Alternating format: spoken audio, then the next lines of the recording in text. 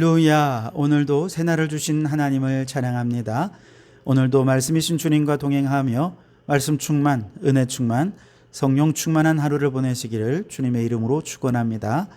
자, 오늘 우리에게 주시는 하나님 말씀은 민수기 13장인데요. 오늘은 저 뒤에 30절에서 33절까지 말씀을 봉독해 드리겠습니다. 하나님의 말씀을 경청하시기 바랍니다. 갈렙이 모세 앞에서 백성을 조용하게 하고 이르되 우리가 곧 올라가서 그 땅을 취하자 능히 이기리라 하나 그와 함께 올라갔던 사람들은 이르되 우리는 능히 올라가서 그 백성을 치지 못하리라. 그들은 우리보다 강하니라 하고 이스라엘 자손 앞에서 그 정탐한 땅을 악평하여 이르되 우리가 두루 다니며 정탐한 땅은 그 거주민을 삼키는 땅이요 거기서 본 모든 백성은 신장이 장대한 자들이며 거기서 네피림 후손인 아낙 자손의 거인들을 보았나니 우리는 스스로 보기에도 메뚜기 같으니 그들이 보기에도 그와 같을 것이니라. 아멘. 오늘도 이 말씀을 통해 우리에게 주시는 하나님의 음성을 듣게 되기를 바랍니다. 한 구두 회사에서 남아프리카의 시장을 개척하기 위해 2명의 직원을 파송을 보냈어요. 그리고 이제 얼마 후 두 사람으로부터 각각 전보가 회사로 들어왔는데요. 한 전보의 내용은 이랬습니다. 아프리카에 와서 보니 구두를 신는 사람이 단 한 명도 없음. 그들은 구두가 무엇인지 몰라서 구두를 팔 수 있는 가능성이 전혀 없음. 그렇게 보고가 들어왔습니다. 다른 전보에는 또 다른 내용이 있었는데요. 아프리카에 와서 보니 구두를 신는 사람이 단 한 명도 없음. 그러므로 구두를 팔 수 있는 가능성이 무궁무진함. 이렇게 전보가 왔다는 것이죠. 두 사람이 바라본 아프리카의 객관적 현실은 똑같았습니다. 구두 신는 사람 한 사람도 없다는 것이죠. 그러나 그 현실을 해석하는 해석이 달랐습니다. 한 사람은 불가능, 다른 사람은 무한한 가능성이었습니다. 여러분, 누가 그 회사를 위해 계속해서 쓰임 받았겠습니까? 당연히 가능성을 회신한 직원이었을 것입니다.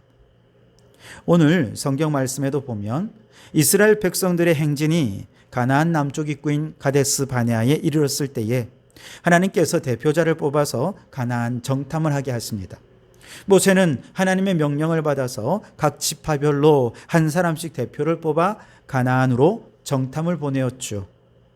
그들이 정탐할 내용은 이 땅에 어떠하며 거민들이 어떠한지를 살피는 것이었습니다. 18절, 19절 말씀해 보시면 그 땅이 어떠한지 정탐하라. 곧 그 땅 거민이 강한지 약한지 많은지 적은지와 그들이 사는 땅이 좋은지 나쁜지와 사는 성읍이 진역인지 산성인지와 토지가 비옥한지 메마른지 나무가 있는지 없는지를 탐지하라. 담대하라. 또 그 땅의 실과를 가져오라 하니 그때는 포도가 처음 익을 즈음이었더라 그랬습니다.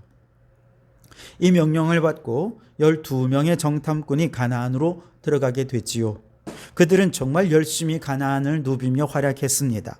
40일이라고 하는 짧은 기간 동안 신광야에서 바다까지 그리고 요단강의 전 유역을 따라서 그 땅 전부를 탐지했습니다. 게다가 포도가 익을 때쯤이었기 때문에 이때는 1년 중에서도 가장 더운 때였거든요. 그런 환경에서도 정말 열심히 정탐을 했습니다. 그리고 돌아와서 그들은 그 땅에 대한 객관적인 보고를 하게 되는데요. 27절에 모세에게 말하여 이르되 당신이 우리를 보낸 땅에 간즉 과연 그 땅에 젖과 꿀이 흐르는데 이것은 그 땅의 과일이니이다. 그러면서 그들의 보고의 앞부분은 사실이 아닌 건 보고하지 않았고 확신하지 못하는 것도 보고해서 빼고 온전히 사실에 근거해서 그들이 확신할 수 있는 것만을 보고했습니다. 문제는 객관적인 현실을 바라보는 해석이 나뉘었다는 것이죠.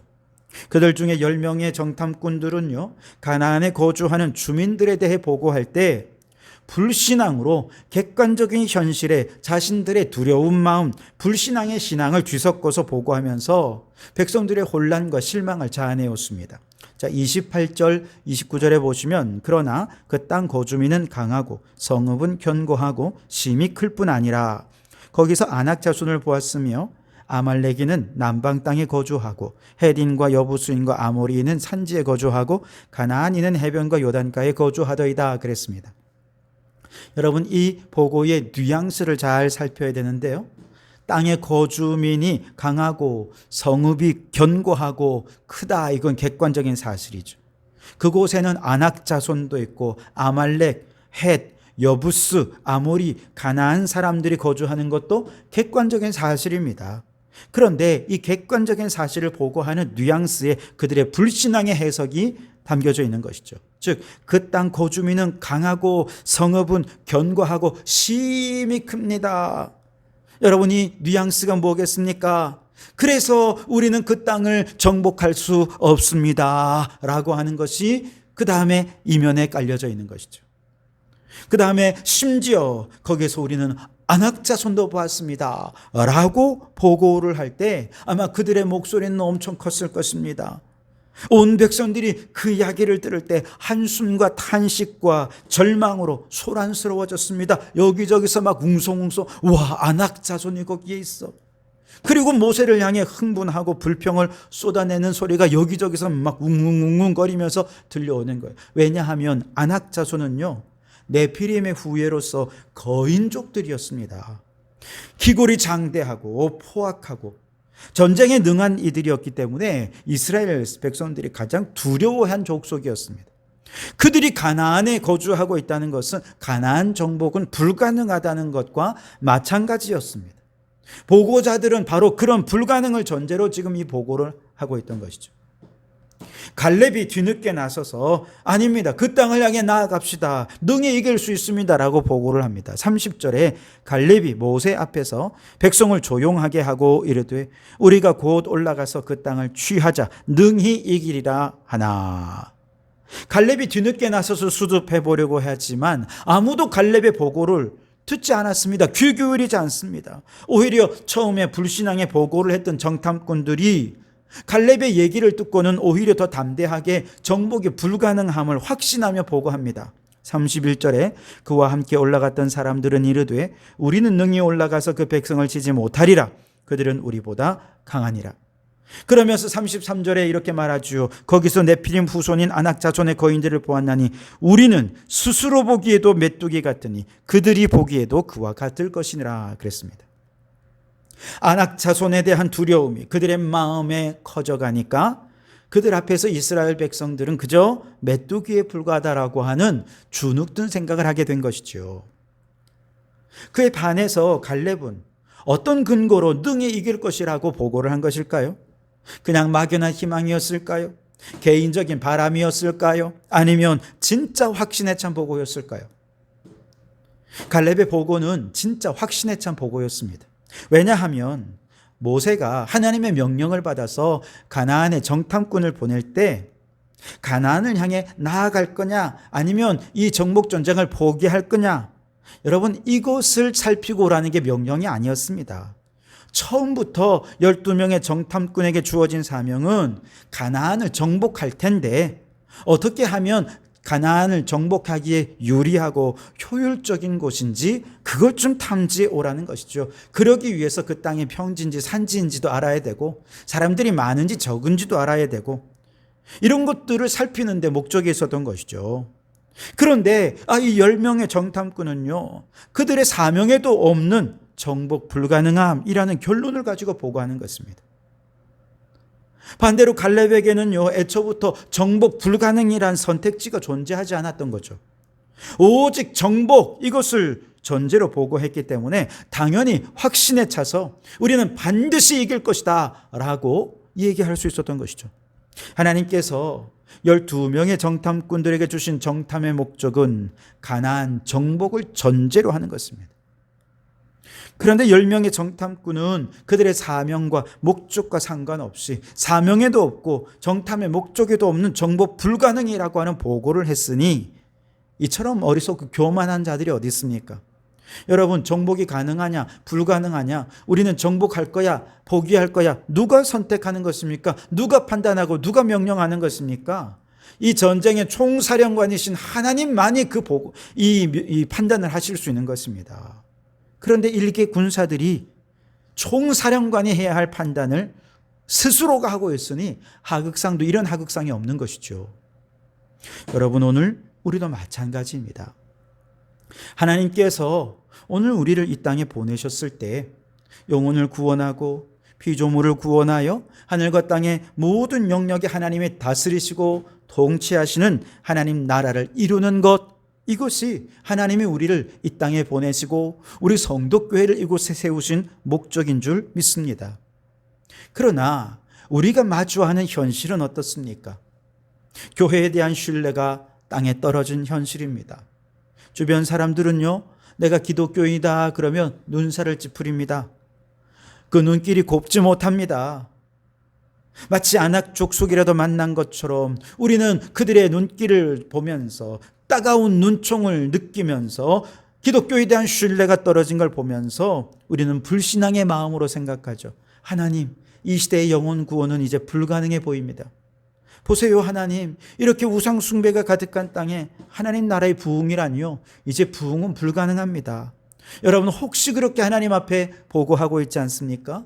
혼자서 좌절하고 한숨 짓고 있지는 않으십니까?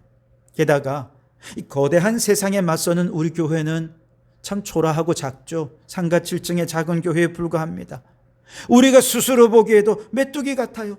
세상 사람들이 보기에도 메뚜기 같을 거야 생각하면서 부정적이고 불신앙적인 생각으로 주눅 들어 있지 않습니까? 여러분, 아닙니다. 우리를 파송하신 총사령관이신 하나님께서 우리에게 주신 사명은 영혼 구원, 피조물 구원을 통해 하나님 나라를 이 땅에 이루는 것입니다. 우리 교회가 오늘 지금 이 시대에 해야 하고 할 수 있는 일들을 찾아서 하나님 나라를 이루는 이것이 우리의 사명이에요. 안 된다, 할 수 없다는 총사령관이신 하나님만이 판단하시고 하나님만이 명령하실 수 있는 것이죠. 이기고 지는 것도 하나님께서 책임질 일이지 우리가 지레 질 거라 생각하며 포기해서는 안 된다는 것이죠. 그러니 여러분, 교만하고 어리석어 마치 내가 명령권자라도 되는 것처럼 우리의 눈앞에 보이는 상황에 휩쓸려서 불신앙의 보고를 하고 스스로 메뚜기가 된 것처럼 주눅 들지 마시고 겸손히 최고의 명령권자이신 하나님의 명령을 받드는 우리 성도들이 될 수 있기를 바랍니다. 하나님은 이 땅을 다스리고 정복하라고 우리를 이 땅에 보내셨습니다. 그렇다면 이제 우리가 해야 될 일은 그 땅을 취하자, 능히 이기리라, 갈렙의 믿음의 태도로 나아가는 것, 이거밖에 없습니다. 우리가 정탐하는 목적은 어떻게 해야 오늘 이 시대에 가장 효율적으로 이 땅을 정복할 수 있겠느냐, 이걸 고민하고 의견을 나누고 구체적으로 실천하는 것이죠. 그래서 이 시대의 가장 효율적인 복음 전도의 방법이 기후위기라는 시대의 요청에 응답하여 녹색교회가 되는 것이었고, 녹색교회의 사명을 통해 영혼 구원의 사명과 하나님 나라 사명을 동시에 감당하면서 이 땅을 정복하는 것, 이것이 오늘 우리가 선택한 전략인 것이죠.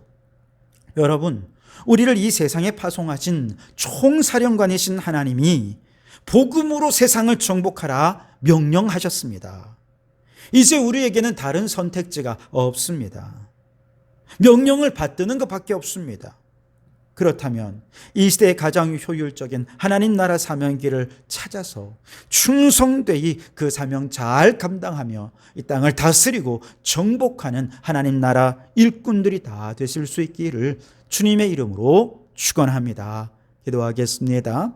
하나님, 우리에게 맡겨주신 사명은 이 땅을 정복할 가장 효과적인 방법을 찾아 뛰어다니는 것입니다. 그 사명에서 벗어난 어떤 말과 행동도 헛된 것임을 알고 사명에 충실한 저희들 되게 해 주옵소서. 그리하여 하나님이 우리와 함께 하시면 능히 이길 것을 믿고 확신하며 하나님 나라 군사로 쓰임받는 저희들이 되게 해 주시옵소서. 예수님 이름으로 기도하옵나이다. 아멘.